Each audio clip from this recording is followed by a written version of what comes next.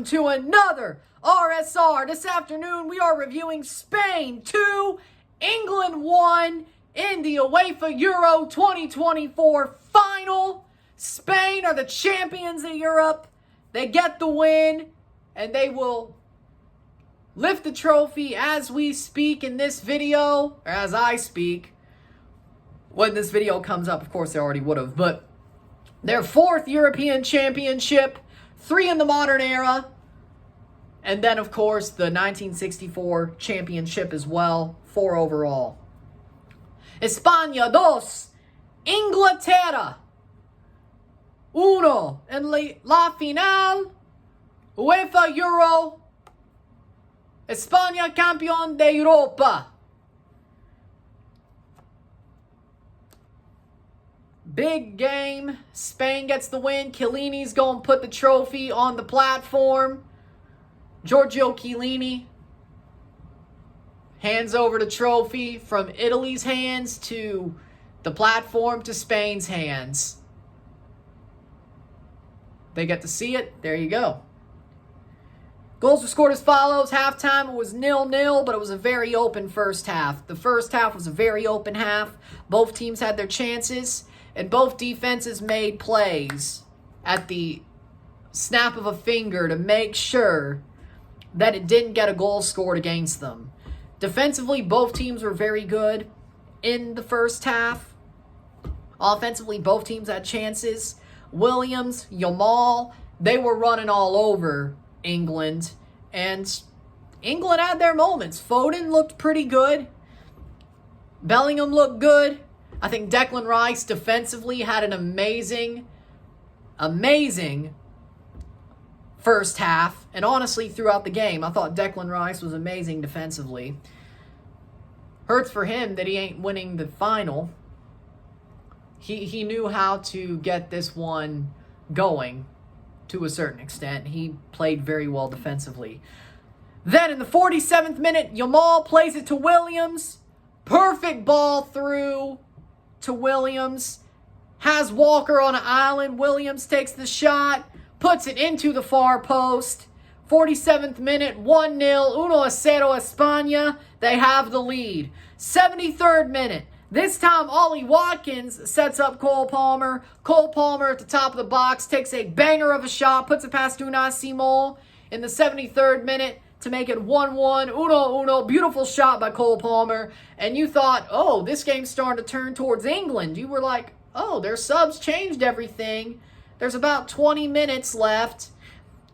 And the game's starting to turn towards England. They may just break the curse. They may just break the curse.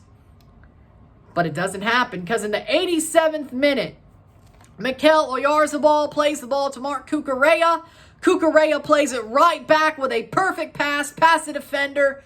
And just by a kneecap, Oyarzabal's onside. He slides in, pops the ball into the net past Pickford, makes it 2-1, 2-1. 4 minutes of stoppage time and 3 minutes of regular time later, which adds up to 7 minutes. 7 minutes later, that final whistle is blown without even a goal kick taken. It is 2-1, 2-1 esta noche. Spain are the champions. España campeón de Europa. For the 4th time, por la cuatro, España. What a win for them. They were just the team who was more clinical overall, I think. They were a more clinical side. They played a better game for most of it, I would think. They dominated on possession. They had the ball going forward. They found ways to put the ball in good positions for their players. And in the end, Spain deservedly won the match, I think. Yes, England looked for that little bit. They stayed alive long enough to get back into the game. They didn't put themselves in a hole in the first 60 minutes. They took off Harry Kane, and they're like, okay, we have a chance. And they almost pulled it off. But then again, with England, that's the story, is almost. And Cole Palmer, what a goal. Honestly, what a goal from Cole Palmer. And then the game became more open. If you were England, you would have wanted to have the advantage, have the forward play, and be the team pushing the pace after that first goal, your first goal, to get that winner. I knew there would be a late winner in this game, pre-extra time. I kind of had that feeling. I didn't expect it to go the way that it did, to a certain extent. I did not feel like England were going to be the ones who allow the late goal. I legitimately thought with Palmer, with Watkins, with Tony, they were going to score that winning goal. They didn't, though. That's a bit shocking, but they let the game stay way too open and back and forth after their goal. They needed to take the initiative, take the ball, push forward, press, and lead. Not let the game be an open, back and forth affair. Because again, for most of it, it was a back and forth affair. But when England got their goal, the game started to change. Even before that. With the Palmer sub, you're like, this game's sort of changing. They get the goal, and you would think they'd keep pushing the initiative, but they didn't, which is just absolutely weird. Full-time stats are as follows. 16 shots to 9, 6 shots on goal to 4, 65% possession to 35% possession, 545 passes to 294, 90% pass accuracy to 78%, 11 fouls to 5, 1 offside to 0, 1 yellow card to 3, 0 red cards to 0, 10 corners to 2. For me, I think that when it comes down to it, England should have pushed the pace. They let this game stay way too open for way too long. I understand for while you don't have the guys you should have started on, because, again, I will say this till the cows come home. I will say this till the cows come home. The fact is Ollie Watkins and Cole Palmer should have started this match. At least Ollie Watkins. Harry Kane was never the smart play to start. He was never the smart play to start. He should have always been on as a sub if need be to chase a goal. Basically given the Luis Suarez treatment that Luis Suarez was given at this Copa. You're on the bench. At some point it had to be realized that it just wasn't working for him. You're on the bench. You sit down. If we need you, we need you. I don't give a crap that he's a captain of the nation. He's washed up. Or at least he didn't play well enough in this tournament to deservedly get a spot to start in this tournament. And that's my point, is he should have been on the bench for most of it. He legitimately ruined the chances for England. They frauded their way through a weak side of the bracket. Guess what? That makes Southgate feel like, hey, you know what? I could start my guy. Let me tell you something. Jude Bellingham, Cole Palmer, Phil Foden, Kobbie Mainoo, they want runs from their striker. You know what Harry Kane does? He chooses to pull back. He chooses to step back. He chooses to jump back into the midfield instead of make the run that Ollie Watkins or Ivan Toney would make. Simple. So you're basically telling your best guys, your best playmakers, that your striker, unlike at your clubs, is going to fall in instead of make the run for you for at least 70 minutes of this match. It's no wonder that they looked better whenever the subs were made in these games where they frauded their way to a final. When Palmer came on, when Toney came on, when Watkins came on, they looked better because, especially with Kane off, because they had a striker that would make the run. The forwards would make the runs. Gareth Southgate stuck with his guys, and even then, he still had a chance to win this game. He still had a chance to make the move and take his guys out, which he did, good on him, and still had a chance to win the game, and it still bit him in the ass.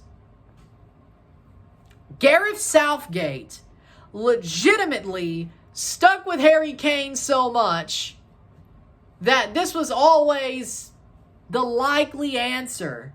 That I was like, oh, Spain, knowing Gareth Southgate, they're going to win this final. Was it harder than I expected? Yes. I think it was harder than we all expected. Hell, England probably had their best chance to win a trophy ever in this match. Ever since 66 in this match. And they proceeded to blow it anyway. They proceeded to blow it anyway. How in the hell? It's sad. It really is sad. Because you look at it, you're like, okay. And now Spain's lifting the trophy. There it is. Deservedly so. Spain, they were the best team at this tournament. Point blank, period. They were the best team at this tournament. They played like it. They were hard to beat. They defended well. They scored goals. They were the complete package. This whole tournament, not many teams were a complete package. Spain and Germany were, and Spain won that match. And I think everybody with a half-functioning brain said what I said.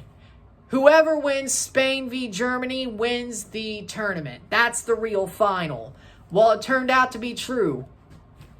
It turned out to be true.